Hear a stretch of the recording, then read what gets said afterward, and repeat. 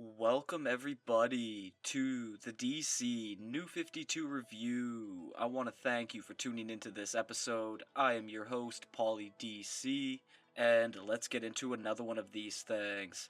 Today I will discuss Batgirl Vol.2. It was titled Nightfall Descends, and it was written by Gail Simone with art by Ardian Syaf, Ed Benes, and Vincente Cifuentes, with issues 7 to 13 plus 0 being released between May and December of 2012. Volume 1 of this series covered the return of Barbara Gordon to Batgirl, throwing her into a fresh environment with a new cast of friends, foes, and family, plus a few in-betweens along the way.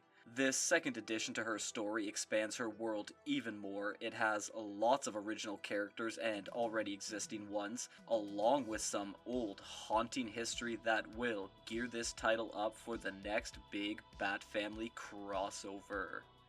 Issue number 0 kicks off this book 4 years ago with Barbara being between 16 and 18, alongside glimpses of her admiration toward her police commissioner father Jim Gordon and the various talents that she had. As for the next 2 pages, a lot is happening. We see Babs' little brother, James Gordon Jr., speak for the first time, and I cannot explain how well he helped this title. He was created by Frank Miller and Dave Mazzucchelli in Batman number 407, May 1987. Along with his sister, the two are in the GCPD headquarters for a tour because she is studying criminology, but it's all a ruse due to her really wanting to see what info the cops have on the city's new caped protector. With a slight foreshadow when a detective says Batman is no good for one reason being the copycats, right as Babs gets a close-up. Next, we see some cops bringing in the over 200-pound serial killer known as Harry X into the station, so obviously an escape attempt comes when a group of his female cults show up to save him. The twisted way he talks, brainwashed women, this guy is pretty much a bald Charles Manson on steroids. And since he took a liking to Barbara, she has to defend James Jr. while trying to get the hell out of there.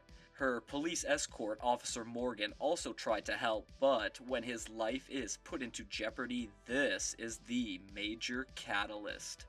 Commish Gordon is seen helpless outside, so not only does Babs don a mock Batman suit the cops made, she uses her skill to defeat Harry X alone moments before the real Batman shows up to give her his form of positive feedback.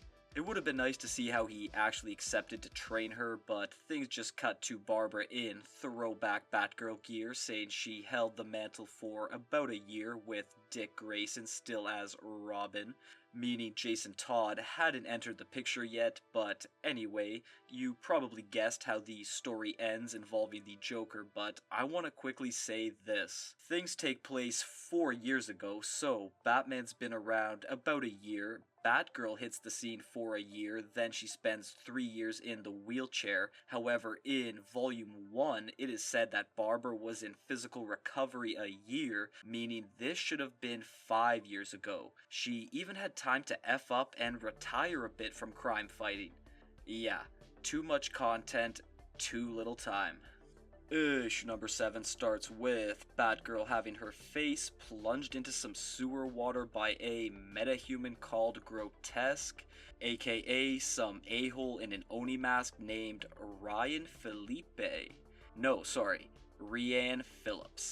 Batgirl then makes the apparently clever move of simply firing her grappling gun at his face, knocking off the mask so he disappears while Barbara takes a moment to barf. Appropriate. We then jump back 2 hours with Batgirl paying a visit to her Birds of Prey comrade, Dinah Lance, or Black Canary, who says something about that team being on the run. Why? I don't know. The two ladies then go to spar a bit at Black Canary's dojo, giving us a great fight scene and ending with it being shown why Miss Lance is a top female DC combatant. Over the next couple scenes, things are split between the two heroines discussing some stuff, and Barbara Sr. finally making it known to her husband, Jim, that she is back, with Detective Melody McKenna being the first to see them together. Barbara then wastes zero time telling the commish that the reason she left was James Jr. Much more to come on him shortly, as Babs Jr. is getting slapped into reality while being told that Dinah's mom is dead. So no Black Canary 1, I guess. She also says they were friends when Barbara was in the wheelchair, but it hasn't even been said how they met. Doesn't matter for now because Batgirl is asked to take on the grotesque job, which brought her to the Cartier's One Club, already being held up by that villain and his Uzi packin' goons in similar masks, who are there to steal a bottle of expensive wine from some rich guy named Theodore Akelin. Batgirl is a few minutes too late to stop Grotesque from killing him, but that does spur her into immediate action, beating the crap out of nearly all of the attackers and giving their leader a chance to show that he can absorb nearby energy or electricity to power himself up before leaving the area. Thus bringing us back to where we began and the huge reveal that one of Grotesque's goons was one of the two henchmen present for Joker's murder attempt on Barbara years ago. Out of all the scumbags in all the towns in all the world. Number 8 is a very well put together one, beginning with Batgirl stating that this is Danny the Weasel Weaver in her grip, and because of her photographic memory she knows exactly who he is. She also deals with a second guy trying to sneak attack her, but saves him from a cracked skull. How considerate. Batgirl then, for pacing reasons, allows Danny to weasel off, sorry I had to, while she gets out of there on her bat bike. Grotesque finds this fact rather fascinating after Danny reports it, so he uses him for bait in his apartment later that night in order to try and trap Batgirl, which ends up almost working until his former flunky turns on him, resulting in Danny taking a fatal blast of electricity. But this does open the chance for Batgirl to put her foe down with a swift set of moves. Now, this next interaction is part of why I said what I did at the start of this issue. With Danny dying here, he decides to get something off his chest in the form of saying that he called the police to report the shooting of Barbara Gordon, even though the plan was to let her dad find her there dead, and Batgirl tearfully asks him why he saved her life as he lets out a final breath. Holy shit, that was a good scene. Also, with this info, it is known that the climax to the Killing Joke was not canon to the New 52. Moving into the second portion of this highlight issue, it concerns Babs finally going to ask her mother why she left all those years ago, and Barbara Sr. saying it was because of a 10-year-old James Jr. who killed their family cat Alaska, which FYI is the first sign of a serial killer, and he went on to say his mom was not a good one, and if she didn't leave, her daughter would be in danger. So, you left without a word said about it, leaving him alone with Barbara even though your husband has law enforcement background. Kinda awful plan.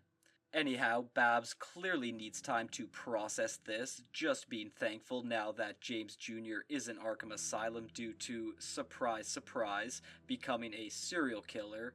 Well, actually he's not anymore and is seen approaching his sister's roommate, Alicia. Oof. Issue number 9 contains Batgirl's Night of the Owls tie-in, and much of the content is in my review of that crossover, so I'll just mention that the Talon here named Mary would be seen again, and I found it a bit perturbing and unfortunate that the girls who so proudly made the Fugo balloon bombs under horrendous living conditions in 1944 were said to be from Nagasaki, Japan. You send balloons, the USA sent... They sent... let's move on. Issue number 10 begins a 4-part story starting here with Batgirl taking down some carjackers inside the Three Towers building located in the Cherry Hill district of Gotham, but one of them named Ricky breaks for an escape, resulting in him getting caught by a friggin' bear trap in the staircase. So, Batgirl goes from beating him to giving him bedside consolement, even though he doesn't look to be bleeding. What is he made of, rubber?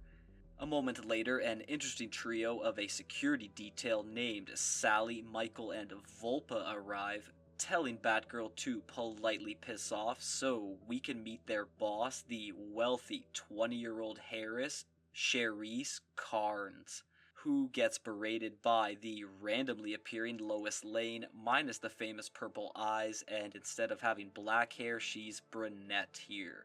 The reason behind it is because at 16, Miss Carnes was arrested for the murder of her parents, William and Virginia, along with her little brother, but later was released due to lack of evidence.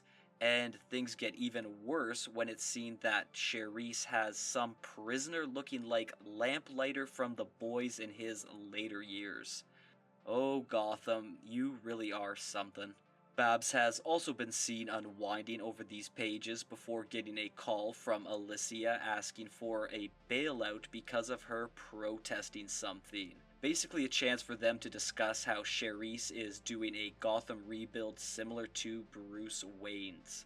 Things then wrap up with Batgirl returning to the Three Towers to see if she can get an update on Ricky, only to find out Sally and Michael, now in costumes and eye masks, are about to kill him, but also want Batgirl to join them after passing a test which she fails immediately when she tries to save Ricky. During the attempt, though, a now winged Volpa ambushes Batgirl with a spiked club, sending them into some apartments, except when the fight goes back outside, Volpa tries to fly away and gets grounded by an uppercut for the ages by Batgirl. The three that have just been faced now call themselves the Disgraced, and on the last page, their boss, Nightfall, is revealed. Issue number 11 opens on the Disgraced having their aliases said to us. There's Catharsis, Acid Hands Bleak Michael, and Destructive Bonebreaker, who, alongside Nightfall, say they plan to eradicate Gotham of crime totalitarian style, and ask Batgirl to join them again, but she is quick to say, take a hike. Actually, in Volume 1 and some issues here even, it seemed that Barbara would go out of her way to not swear. However, the word ass has been said by her 2 or 3 times now. It is another word for donkey. Moving on, Batgirl kicks off a great fight scene, first by using her remaining gadgets to fend off the Disgraced until a fist fight goes down against Catharsis. But when Bonebreaker gets her hands on our main character, this looks to be the end until Detective McKenna jumps out into the scene, pistol raised. It's quickly realized that she has some sort of past with the Disgraced, but for now, Nightfall lets the two girls take off. Interesting development considering McKenna is no friend of Batgirl.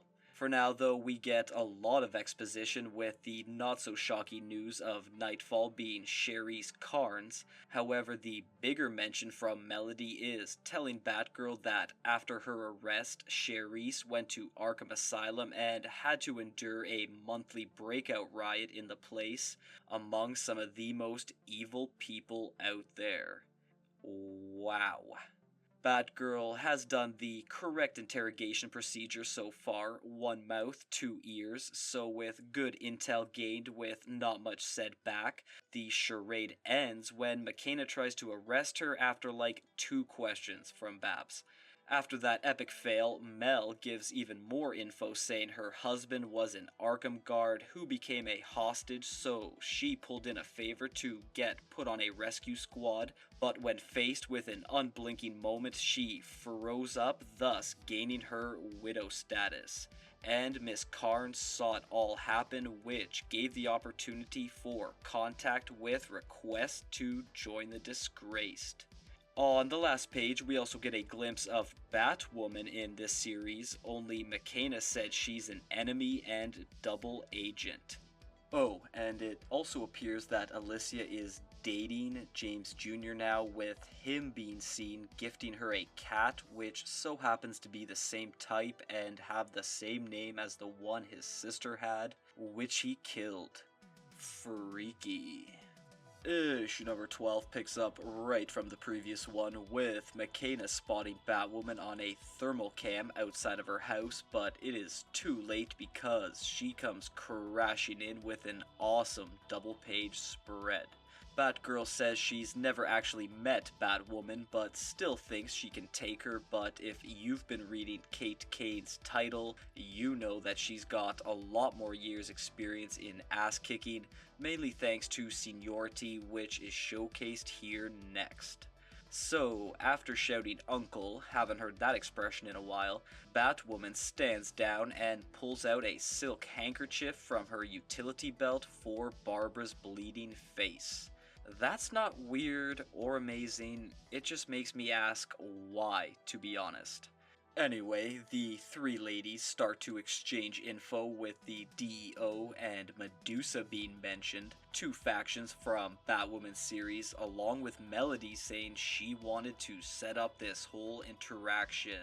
Things get quite interesting next as Jim Gordon gets a call from an old cop buddy named Dennis, telling him that in a recent Arkham Asylum breakout in Batman The Dark Knight Vol.1, I believe, his son, James Jr., escaped, and he is next seen partnered up with Nightfall in a following scene, counseling her on how to take down Batgirl, which I'm 99% sure he knows is his sister. This would make Michael Myers jealous, my goodness. Batgirl later heads to the 3 Towers, where she finds the disgraced, who are giddy to tell her they killed Ricky, so that begins the big round 2 between them. While this is happening, footnotes about her enemies are said, with them being metahumans, but the wings on Catharsis are not real.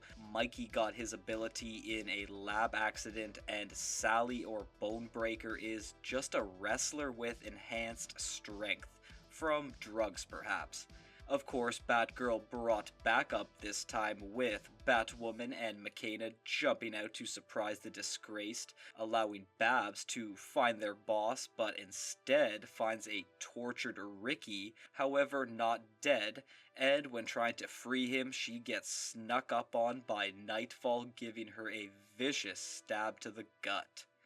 Issue number 13 wraps up this book with a bit of dark humor as Nightfall asks Batgirl if she'd like any final words passed on to anybody, and her replying, "No, I'm fine thanks, just let me bleed to death in peace."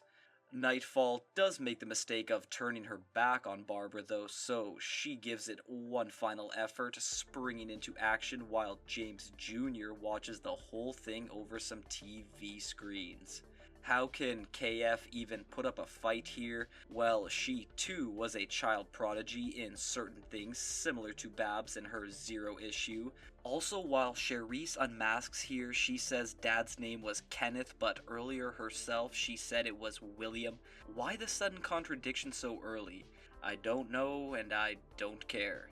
The important part is Daddy was a ruthless business kingpin with a slew of lawyers and crooked cops, which caused a boyfriend of hers named Trevor to turn on Charisse and allegedly forced her to kill her family in the perfect setup. Also giving us an answer as to who she has locked up in highly disturbing manner.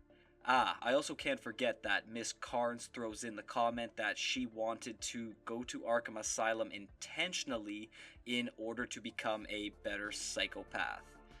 Astronomical yikes.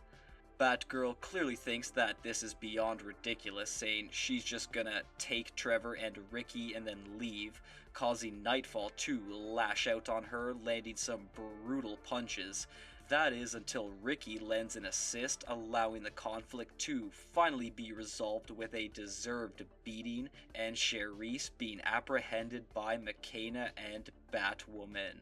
Barbara later heads home where she runs into Alicia, meeting their new semi-familiar pet to her, and on one of the last pages, Barbara Sr. is seen frantically calling her daughter for help over a bunch of Joker goons busting into her place because the next Bat Family crossover is Death of the Family. And if that wasn't enough, Sally, Volpa, and Michael are seen getting ready to break out Mirror, Gretel, and Grotesque. How could all of this not get you excited for Volume 3? Alright. Jumping into the art first, it really pops. Every page has one or more highlight points, the character renderings all have lots of personality, every one of them just really does have a stellar design. Batwoman looks great in this book, Nightfall's costume was a standout for new creations. This whole series gave some much needed recognition for the female-led ones in terms of hitting all three of the main points.